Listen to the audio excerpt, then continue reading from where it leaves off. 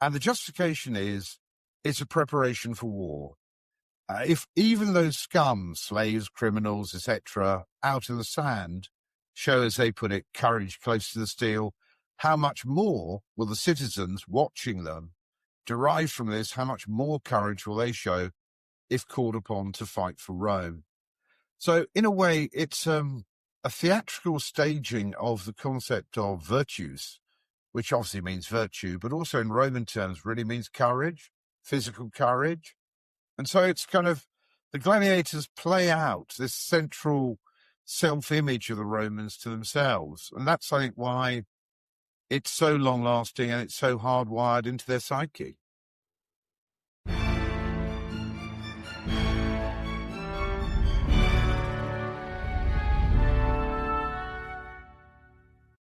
Hello, I'm Zeb Baker-Smith, editor at Aspects of History. We think we know about gladiators, toned biceps on show during a deadly bout in the arena. But is that Hollywood depiction less interesting than the actual truth? I'd venture so. With me on the podcast today is Harry Sidebottom, whose Day at the Games account shines light on the life of a gladiator and the realities behind Rome's most enduring spectacle in his book, Those Who Are About to Die. Coming up, historians Phil Craig and Robert Lyman ponder whether the British Army was fit for purpose in the 1930s, discussing preparedness and funding before World War II, and they look to the country's modern-day defence strategies in an increasingly volatile geopolitical moment. But for now, here's my conversation with Harry Sidebottom.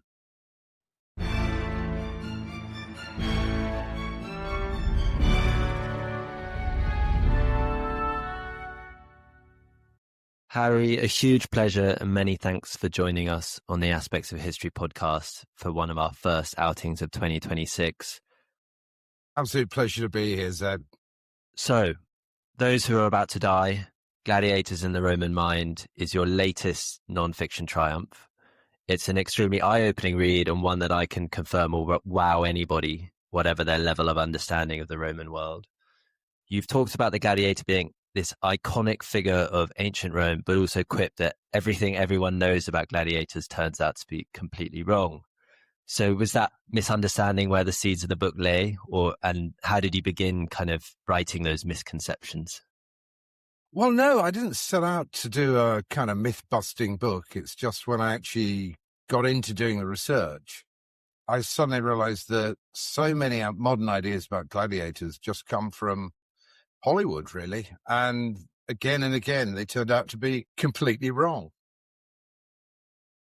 Yeah, I'm sure we're gonna mention the Hollywood effect, but I think one of the most brilliantly executed dimensions of the book is the way you have structured your account as this day in the life of a gladiator, starting with the Cena Libera the night before the games and kind of culminating at nightfall following events in the arena. How did you settle upon that as the kind of anatomy for the book? Well, actually, from reading a book that has nothing to do with Roman history at all, absolutely brilliant book by a Cambridge don called Colin Jones, called The Death of Robespierre, 24 Hours in Revolutionary France. And I read this book, got great reviews, I read it. And I just thought that's an incredibly interesting way of structuring a history book.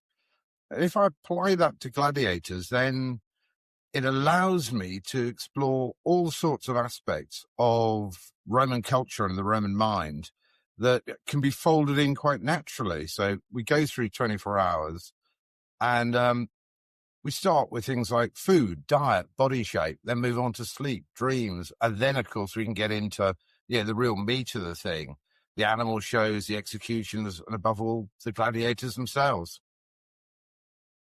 Yeah, I mean, the book covers a hell of a lot of ground and, as you say, provides this kind of fascinating lens with which we can examine both gladiators and kind of Romans more generally and their aspects of life.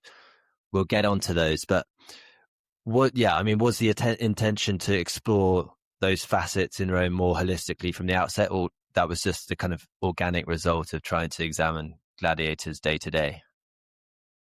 Kind of more an organic result. I thought I was interested in doing a book on gladiators. And once I'd got that structure, then it's, the road to Damascus moment. I thought, actually, this structure can carry so much more, or to mix up my metaphors, offer many more windows into lots of different things to think about. And kind of like Topsy, it just kept growing. And it ended up with, in terms of the research and the writing, far less what do I put in than what on earth do I leave out? Because it almost seemed a structure I could create, do an entire cultural history of Rome through the eyes of the gladiator and their spectators. Indeed, yeah. I mean, it really focuses it, I feel. But the book begins with the crowds filing past to watch those involved in the games, a potentially final meal for them. There's that kind of grotesque curiosity in the scene, and you can't kind of fail to pick up on that 2,000 years later. But there was something very troubling and even repulsive for somebody watching the contests and kind of seeing these gladiators in the flesh. Can you express where that ambiguity comes from, the kind of curiosity around the figure, but also the disgust? I think you said reviled and idealized. Where does that derive from? Well, I think they're reviled because socially they're the lowest of the low. Gladiators, they come from four main groups. First, prisoners of war. Second, condemned criminals condemned for really serious crimes. Actually, weirdly, in Roman eyes, both these guys being condemned to a gladiatorial school is actually kind of merciful, because they've done stuff which could have just got them killed outright, and they are given a chance to fight and possibly survive. And then the third great source are slaves. A slave owner can sell his slaves to a gladiatorial school. Interesting enough, the Emperor Hadrian passes a law which looks kind of, at the outset, really quite humane. No gladiator can be sold into a school unless his owner can prove he's done something wrong. And you think, yeah, that's quite good. But then you stop and think about it. Whose word is the court going to believe? I mean, the owner or the slave? And then a slave's evidence in court can only be taken under torture. Maybe it was just easier to go straight to a gladiatorial school rather than trying to fight this sentence. So there's three very bad places: condemned criminals, prisoners of war, and slaves. But also, weirdly enough, some free men get involved. And so the part of the paradox is, on one side, you've got these absolutely condemned people, despised, but at the same time, they're doing something really glamorous. And that's, I think, where the paradox comes in. They're idealized but reviled. Yeah, it's a really interesting one.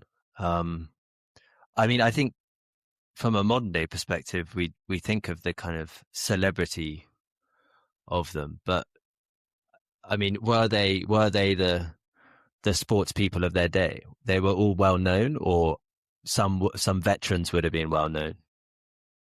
Yeah, I think it's the latter, really. The successful ones, the superstars, get famous and they get money. I mean, they get prize money. But the vast majority are journeymen, like journeyman footballers or cricketers now. No one's ever heard of them. They have to survive quite a time in the ring, and then the reputation builds up. And interestingly enough, the longer they survive in the ring, the longer they're likely to survive, because the crowd are on their side. And you're less likely to shout for the death of a man you've followed through several fights, a residual loyalty. So slaves, foreigners, prisoners of war, and kind of focusing in on those volunteers, or the freedmen, as you say. Why would a freedman want to put, apart from maybe the money? I mean, yeah, talk us through a bit of the money and then the opportunity, I guess. Yeah, why do free men do it? I mean, that is the weirdest thing for us, isn't it? Why would you put yourself in that position? The Latin poet Horace has a really simple answer. They're just morally bad men. End of. But he goes on to say, they're often morally bad men who are rich young men who've wasted all their inheritance on wine and women and song. And it's poverty that makes them join. So I think maybe if we strip out Horace's elite moralizing, and remember that 90% of the population of the Roman Empire lived on or below the subsistence level, just sheer grinding poverty might force you to sign up, encourage you to sign up for a gladiatorial school. At least you'll get fed, and fed a lot, and you'll get somewhere to live. Yeah, and talking about feeding, I thought it was very interesting. It's a barley only diet, right? Yeah, it's a barley, bean, and sort of stew, a thing they call sagina, which translates literally as stuffing. It's in our terms, it's a carbohydrate high diet, mushy diet, and it's designed to bulk the guys up. Ancient gladiators, very unlike, the gladiators in the films we see now, not like the young Russell Crowe, slim and ripped. These are really chunky, hefty guys. The idea was that the more subcutaneous fat they had, the more likely they were to be able to sustain a hideous visual wound, bleed satisfyingly in a visual way, but the blade wouldn't puncture any vital organs. So, yeah, gladiators were fed up on this totally unique diet, and they actually also drank a unique drink. They drank a wine with ash dissolved in it to build up the calcium and strengthen their bones. And some forensic pathologists working on a gladiatorial cemetery in Ephesus have found that their skeletons have a way higher proportion of calcium than the average population. Oh, interesting on that line, their diet also means they end up with very bad teeth.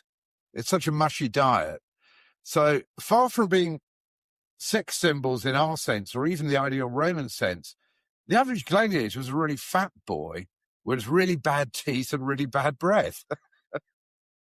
There are some great plates in the book, kind of displaying that slightly almost freak show like physique as well. But yeah, no, I mean that's the kind of stuff that blew my mind, and it's stuff that you kind of don't really hear about. So take us through the order of the day for these games, or the munera, as the Romans called them. What would those in the stands of the Colosseum, say, be expecting to see as they filed in during the early morning? Okay, in the early morning, the first thing we're going to see is a big parade. All the gladiators in their best kit, doing the famous "We who are about to die salute you." I'm kind of breaking ranks for almost all modern scholars here, because I actually think they did say that, and it was a standard ritual. Okay, it's only recorded in one anecdote about the Emperor Claudius, but the anecdote, it's actually in Suetonius of Alpha, isn't recorded because the oath is unusual.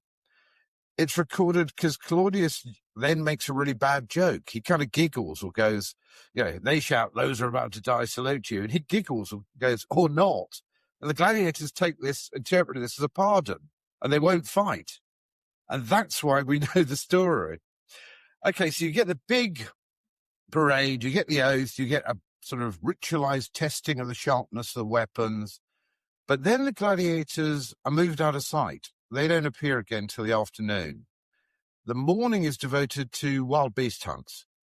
And this can be exotic animals just being exhibited as if in a circus, or doing tricks like in a circus, animals fighting animals, or trained hunters pursuing animals. And it opens a really interesting way of thinking about Roman attitudes to the natural world and animals.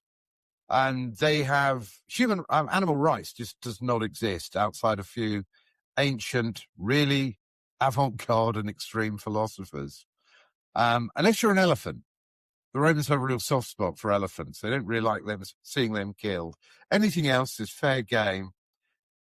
And these animals, it's in a small provincial show, let's pick somewhere like Colchester.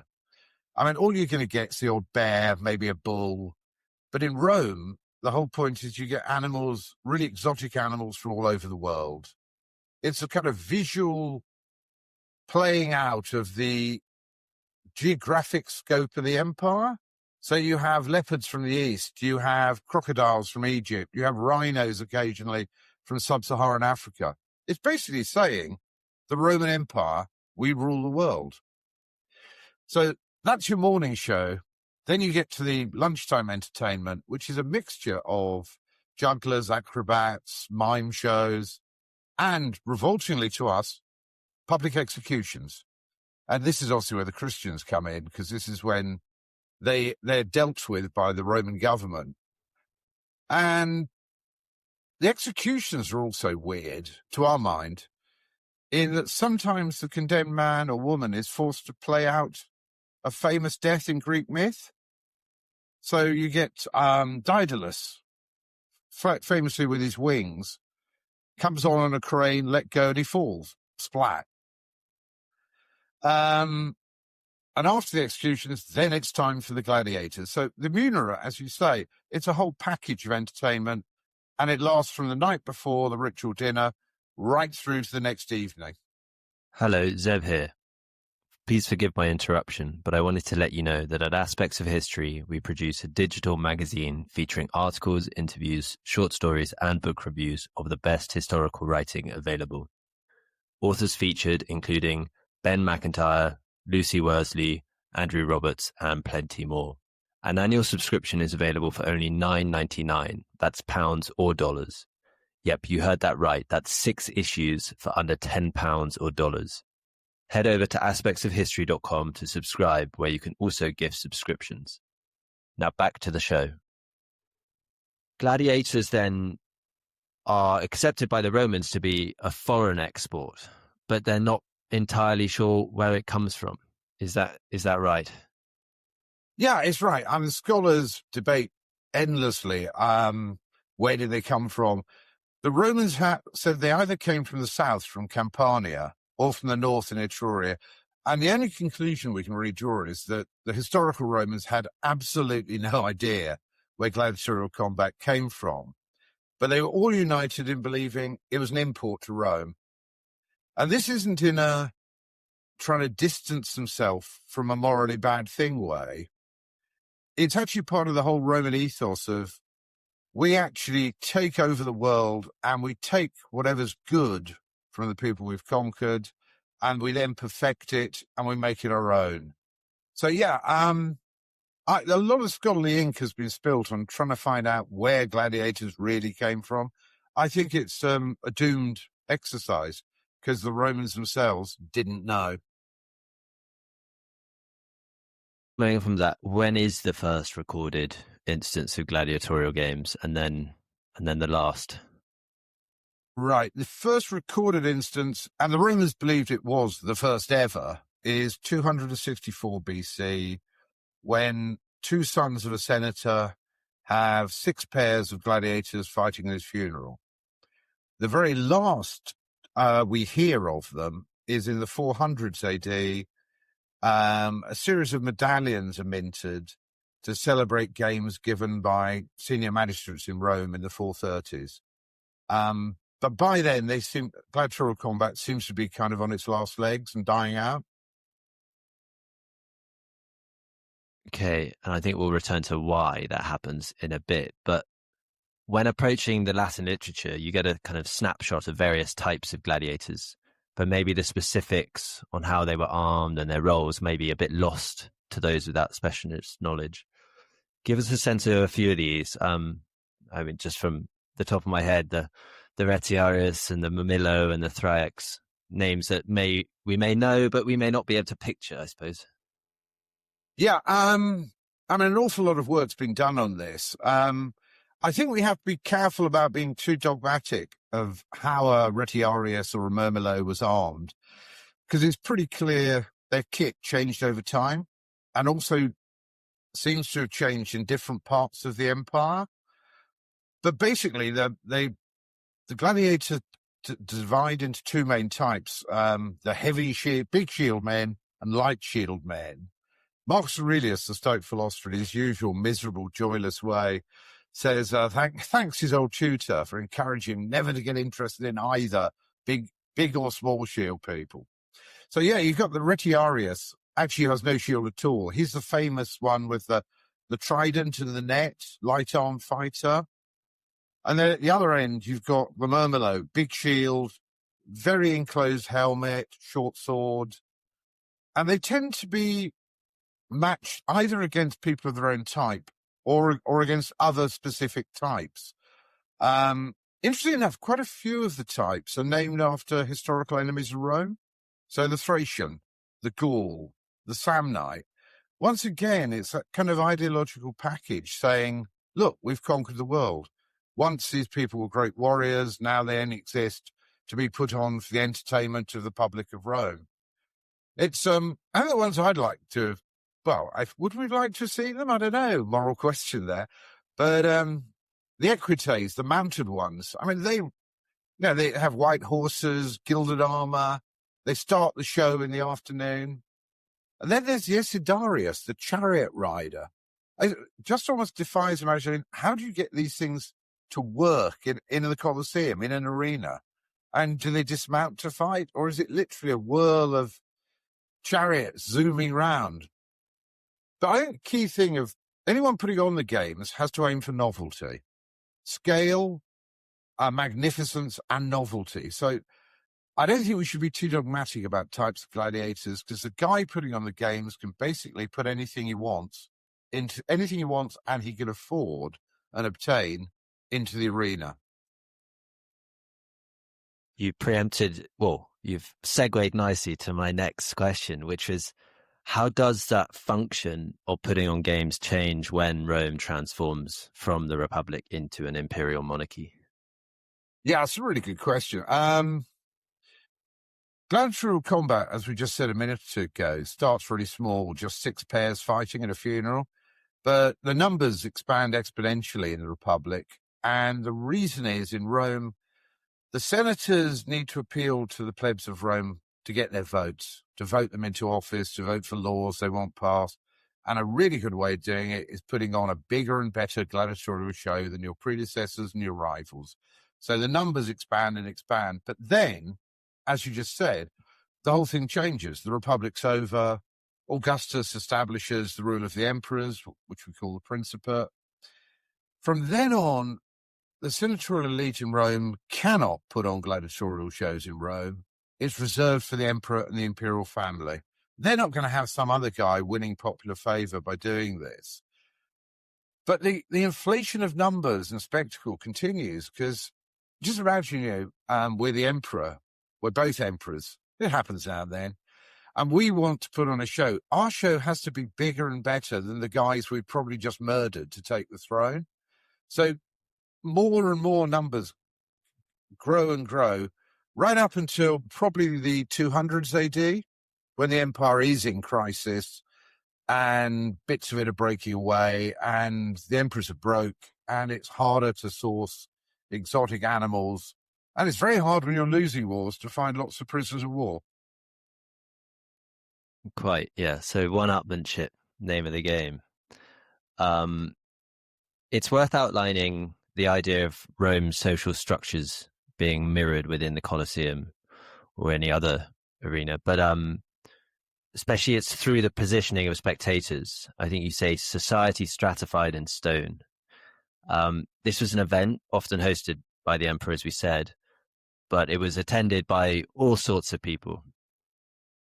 Yeah, absolutely. I mean, it's one of the things that struck me doing the research for the book was the arrangement of tiers of people in the arena, in any arena, actually mirrors the Roman social pyramid, except it's reversed. So the guys who are at the top of the social structure, the senators, the equestrians, then they're at the bottom in an arena. They're near pitch side. So the first rung of spectators are senators. Above them, equestrians, the second order of society. Above them, the respectable plebs who can afford a nice clean white toga.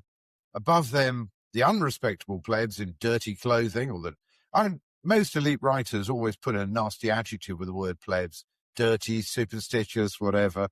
And then finally, right up at the top in the gods and segregated, that's where you get women, foreigners, slaves. So it is kind of, I nicked the phrase society stratified in stone from the late Keith Hopkins of Cambridge. It's a great phrase. But the point I was making is it's the social pyramid flipped upside down. The lower down, the nearer the stand you are, the more important you are. The higher up, the less important. But I think it's interesting point here is you go to the arena and you can see at a glance exactly where you are in society and where everyone else is. And it kind of reinforces the whole message of really know your place. Yeah. I wonder if that's what FIFA are going for their ticket prices at the World Cup. Tickets were free. There were things called the penny shows, the Asifarana, which didn't mean they cost a penny, an ass coin. It's just, I mean, a $2 thriller doesn't cost $2. There were some commercial shows. They're the small, cheap ones out in the provinces. You go to a big show in Rome, the tickets are free. It's just how you get your hands on the ticket that matters. And actually there, our information is really limited. Presumably these things are really sought after because there are very few days of gladiatorial combat in a year in Rome. I mean, there are hundreds of theatre plays, hundreds of chariot racing, and just a handful of the big gladiator shows, which presumably means the Colosseum, with its 50,000 or 80,000 crowd, is always full on the few days it's operating. Also actually makes me think that putting up an amphitheatre, which provincial towns do, the local elites of provincial towns build amphitheatres to show how Roman they are, and they're buying into the whole Roman Empire thing. Incredibly expensive way of showing your allegiance to an idea and an empire. You're building the biggest building in your city, and it's going to be unused for almost all the year, which is ultimate conspicuous consumption. Yeah, I wanted to kind of pinpoint the combat and the combat that's found across the empire, the arenas. I think you mentioned places like Spain and the empire's far reaches in the east. Were you surprised at all by what you came across in places like that? And are there variations in traditions because of that wide span, or is it more or less a uniform format? Right. I knew that gladiatorial combat had spread out into all provinces of the empire. The thing that surprised me, well, actually, it was just a research trip that surprised me. I already knew that the Greeks, contrary to old Victorian thinking, the Greeks really did like gladiatorial combat. They weren't above this sort of thing. But I went last year to the town of Veria in northern Greece, Macedonia, and they've got a great new museum there, and they've got a whole gallery of gladiators' tombstones, none of which had I ever seen published, and it just reinforced to me, yeah, the Greeks, they actually loved gladiatorial combat. They were totally into it. Also doubled down on that was there's a Greek book called How to Be a Dream Diviner by a man called Artemidorus, a Greek of the 2nd century AD. And the one thing I got I got lots of things out of reading it, but how many dreams people had about gladiators. And this is a Greek writing for a Greek audience under Rome. He doesn't need to explain what these gladiators are. He just gives the name and then his dream interpretation. And he assumes his readers will know all about gladiators. It really shows they're hardwired into at least the thinking of Greeks under the Roman Empire. Maybe more reciprocity than we maybe give the Romans and the Greeks credit for. The title gives a nod to the psychological element. Was that always the focus from the outset, and maybe what was missing from previous gladiatorial histories?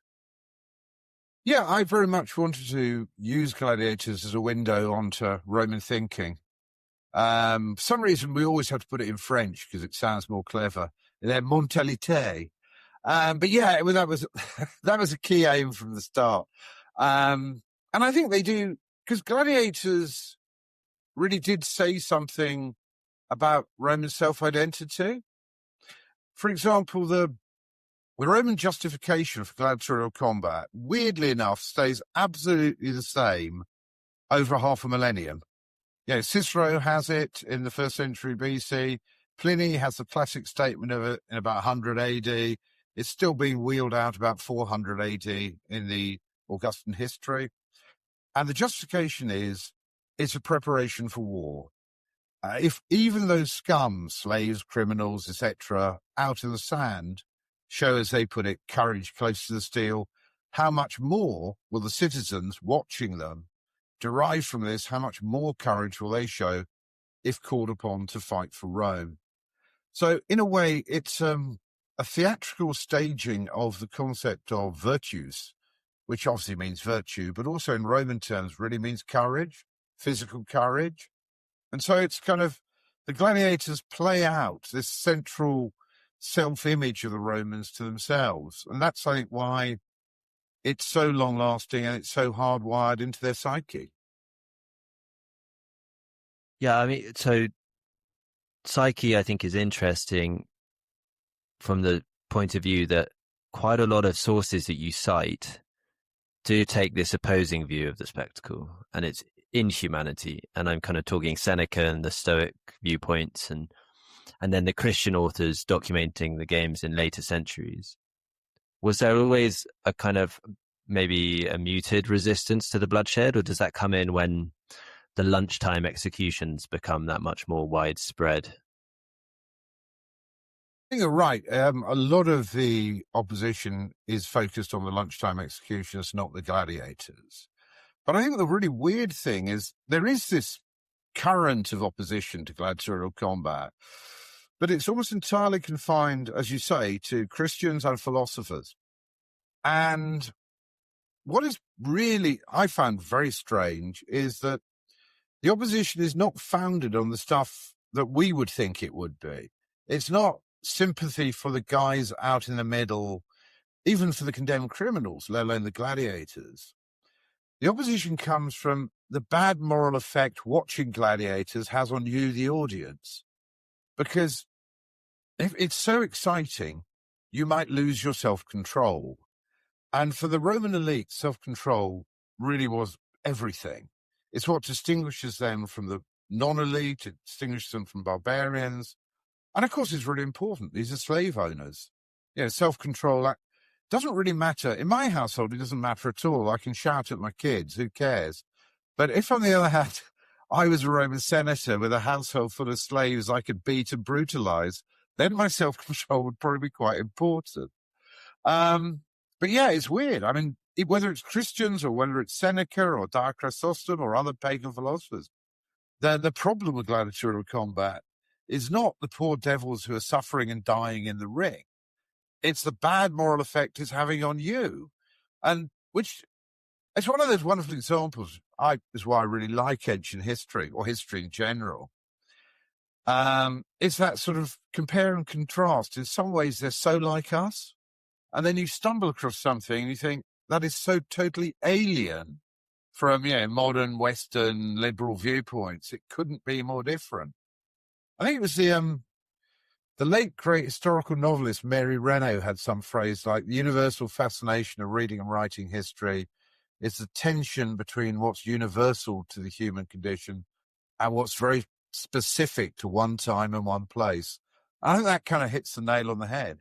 And gladiators, of course, are a fascinating example of that. Although we're still obsessed with them, even though we're living in a different thought world, which is in itself kind of weird. Totally. Really, really mind-boggling. In terms of those sources again, often it's a line of poetry, from Martial or Juvenal, Horace you mentioned, passing mention in maybe the histories, or inscriptions and art. I'd say the book is extremely exhaustive in its account, but would you say there's not a lot of concrete detail to go on from a materials point of view, and how difficult did you find it to construct that clear and compelling narrative? Yeah, that's a very good point, because we don't have a single ancient writer who walks us through 24 hours of the games of the Munera. Not one. And the nearest we get is actually a Greek novel, a Greek short story in Lucian. So you've got to drag the evidence in from scattered across the empire, scattered across centuries. And yeah, it's all open to interpretation, and it's all the literature is written from an adult male elite point of view, from guys who are in no danger of ever having had to fight in the arena at all. I found the most interesting sort of body of evidence were gladiators' tombstones, because these were set up either by the gladiator himself via money left in his will, or by other people within the gladiatorial school, usually by women claiming to be the deceased gladiator's wife, which actually technically they couldn't marry. But this is the closest you're going to get to entering the mindset of the gladiatorial school. It's how they present themselves. And what I found very interesting is that they try and take to themselves the images of higher status groups. So tombstones of gladiators in the western half, the Latin half of the empire, tend to really set themselves up as if they're soldiers. Whereas in the eastern Greek half, they go even further. They set themselves up as if they're athletes. And of course, athletes were young men from elite families. They are really trying to do some amazing social climbing here in death. And also they have inscriptions on, and you get the last words of the gladiator. And for once, you feel, they are trying to talk directly to you, the reader. And they are quite superb, and they have pictures. And I'm very keen on art history, as you probably gathered from reading the book. Yeah, no, it all comes through. It wouldn't be a chat about gladiators if we didn't talk about Commodus, who, unlike many of his predecessors, fights hundreds of beasts and gladiators, which could I guess be seen as demeaning, given what we've discussed. But those at the top of Rome's imperial system were no strangers to personality cults, but this is quite a strange choice, and presumably looked upon with a sense of horror from parts of Roman society. Yeah, absolutely. I mean, Cassius Dio and Herodian, the two contemporary historians who tell us about it, absolutely. For them, it's a sign of insanity. Having said which, it's just, Commodus isn't unique in the sense that he's the only guy, any emperor or member of the elite who ever fights the gladiator. He's unique because he's the only one who fights in the Colosseum. We have a lot of anecdotal evidence of members of the elite training as gladiators in private. It's kind of a sliding scale of moral badness. Hanging out in a gladiatorial school, a bit bad. Training in a gladiatorial school, much worse. Actually fighting in private, getting worse still. But then Commodus going out in public and fighting. And this is the nadir. This is the absolute pits. How the non-elite reacted to it is harder to know because we don't have sources. Cassius Dio, the elite writer, says they stayed away from the games out of sheer disgust at this degrading behavior of the emperor. But he then gives another reason, that Commodus was insane and he fancied acting out a myth of Hercules and the Stymphalian birds, and he was planning on getting a bow and arrow and shooting some of the audience, which would be quite a good reason not to go, really, wouldn't it? Yeah, quite. And on Commodus, I think we can segue quite nicely to the two Ridley Scott films that have come out, and the debate around their historical accuracy. I mean, we don't have to spend long on it, but are Russell Crowe and Paul Mescal's respective depictions, are they the worst thing that have happened to gladiators? Probably not. No, I really enjoyed the first Gladiator film. I thought it was great. I mean, as history, it's largely ludicrous, but it got the big spectacle of the imperial things right. I haven't seen the second Gladiator film yet. I deliberately didn't watch it when writing this book. I didn't want it sort of creeping in and influencing me, unintentionally warping my view. I think the main problem with the Hollywood view is it's always mass battles. And yes, there was the odd mass battle put on by emperors, but basically gladiatorial combat was always a duel between two men who are matched in either the same or contrasting equipment. And there was a ranking order of gladiators, so they tended to fight guys of the same level of expertise and experience. And the other problem with the films is it's just mass slaughter. Everyone dies, well, apart from the hero, who usually dies in the end anyway. Whereas in fact, if you look at the inscriptional evidence, it appears that, estimates vary. One very bloody-minded French scholar thinks the chance of dying in any combat was 1 in 4, whereas a much more gentle South African scholar came up with 1 in 20. I looked at some of the inscriptions from Pompeii, well, mainly one program where we have the results, and it appears to be you've got a 1 in 8 chance of dying. And if you put that with the fact that gladiators, according to a law of the Emperor Hadrian, could only be condemned to the arena for 3 years, and you put it with the fact they probably only fought once or twice a year, suddenly the odds on surviving look really much better, which of course segues back to why did free men volunteer? Well, if your chances of dying weren't actually very far from certain, and we hear stories of men who make a fortune in the ring and then retire to a country estate, it kind of makes it easier to understand why a free man would volunteer. Besides which, I guess no young man goes into a sport expecting to fail. You actually expect or hope to be one of the superstars. I'm sure every guy at some point, and probably every woman who's of a sporty nature at some point in their youth, thought, I could be really good at whatever sport it is. And then for most of us, you find out you're not. You're just really average. Yeah, I used to cover a lot of non-league football, and I think there were a lot of those journeymen you were talking about who thought maybe they could get their chance to go up the league or two. So yeah, I get it. The reality is that by kind of, did you say 300, 400 AD, gladiators had really had their death now. Yeah, I think by the early 400s, they're already on the way out. The why, well, it's different explanations have been advanced. One, which probably has quite an element of truth in it, is just cold hard economics. The empire isn't what it was. The emperors don't have the disposable wealth to lavish on these shows. I think there's some traction in that. But it's probably, I decide in the book, ultimately, that it's down to Christianity. Once Constantine converts, and then his dynasty unexpectedly remain in power for the rest of the 300s with a brief interlude of Julian the Apostate.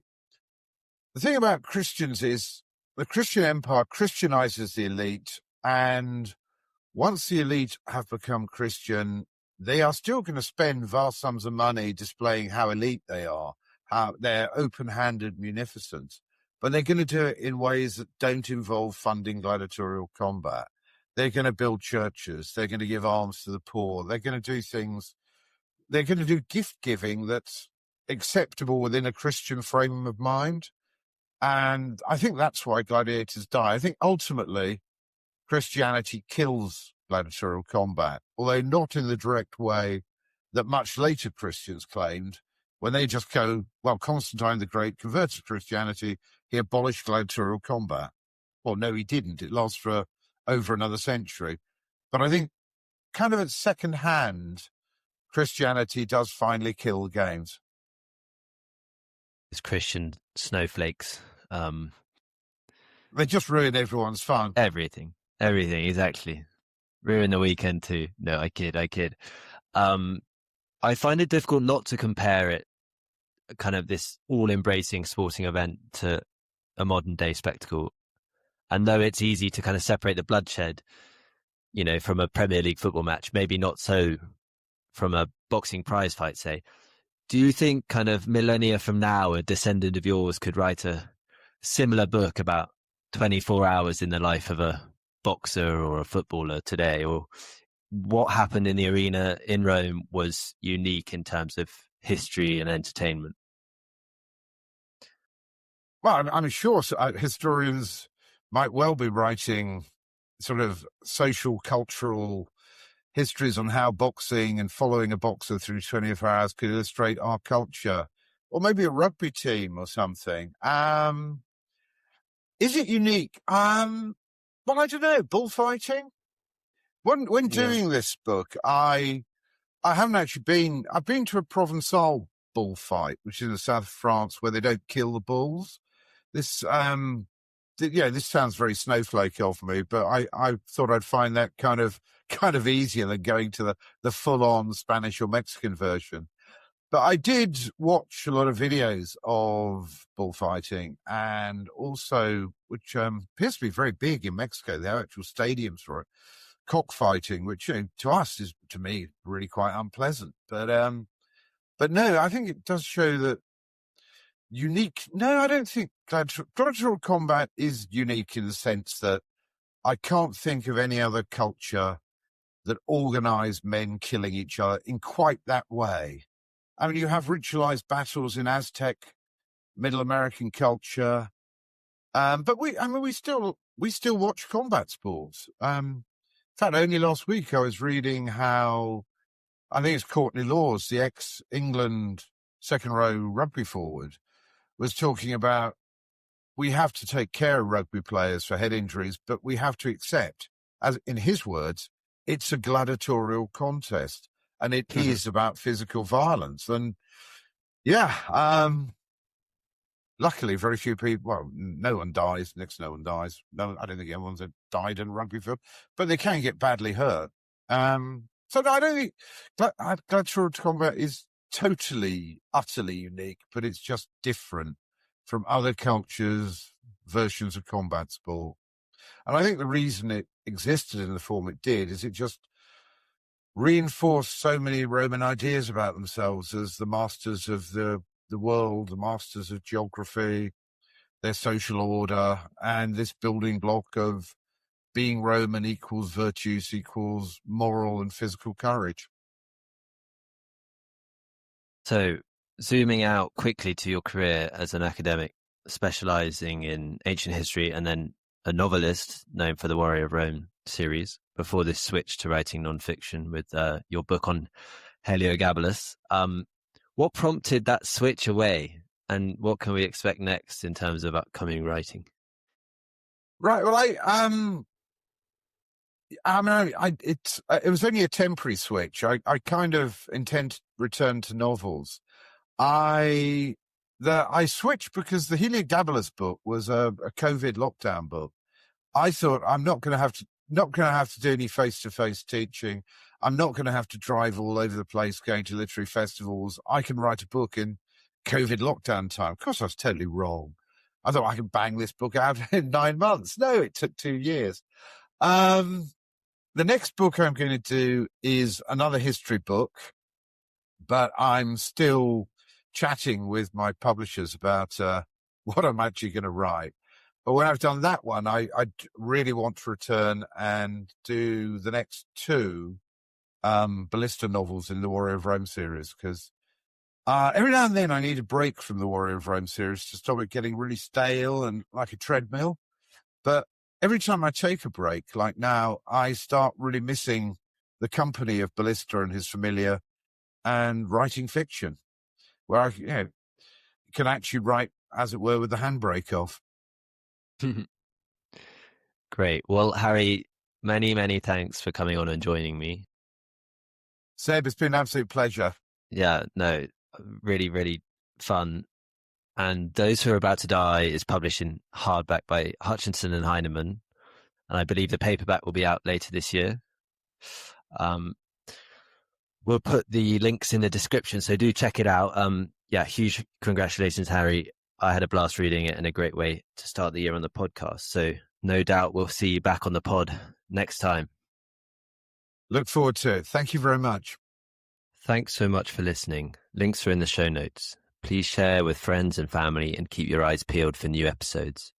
And if you want to get in touch, you can through X or email history@aspectsofhistory.com.